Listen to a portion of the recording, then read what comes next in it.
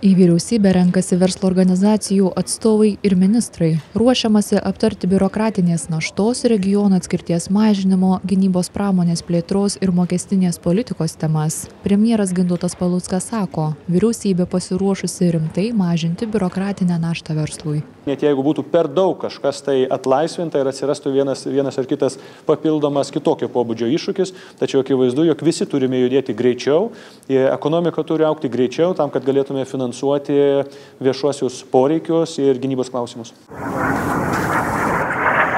Šių metų biudžete gynybos reikmėms numatyta skolintis papildomus 800 milijonų eurų. Premjeras su verslo atstovais kalbėjo ir apie dvejopos paskirties prekių eksporto į trečiąsias šalis draudimą. Dabar yra daug skandalo dėl dvigubos paskirties, tų visų problemų. Ten dirba 3 moteriškės skyriuje. Tai be abejo, kad 3 moteriškės skyriuje negali aptarnauti viso sankcionuotų prekių sąrašo, visų įmonių ir tada lengviausias sprendimas yra drausti, nuimti, bausti, atsisakyti. Akivaizdu, jog čia pakeitimų tikrai reikia ir bus paruoštas vyriausybės nutarimas šiek tiek atlaisvinantis tą taip vadinamą draudimą prekes dvigubos paskirties vežti oru, nes jis nėra racionalus, jis apkrauna verslą administracinę naštą.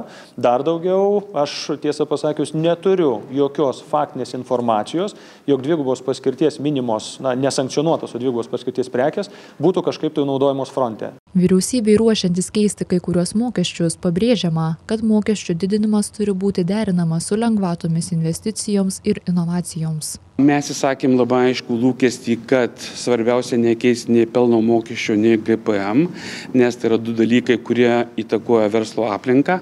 Mokesčių niekas nemėgsta, aš irgi nemėgstu, būtų daug smagiau gauti visą atlyginimą ant popieriaus ir niekam nemokėti. Anot finansų ministro Rimanto Šadžiaus, ministerija jau ruošia mokesčių pakeitimus, kurie išlaikytų visos sistemos stabilumą. Investuotojams svarbu mokesčių sistemos stabilumas. Man taip pat labai svarbus, kad mokesčių sistema mūsų išliktų stabili, kas nereiškia, kad negalima daryti tam tikrų pakeitimų.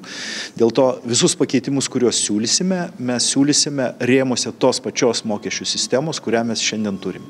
Mes išgirdom pažadą kalbėtis, kas jau yra nemaža vertybė ir mes paprasčiausiai pasakėm savo nuogąstavimus. Šiuo metu jau Lietuva, lyginant kaiminėse valstybėse, pelno ir dividendų, tai yra kapitalo apmokestinimo, turi aukščiausius tarifus bendrinius.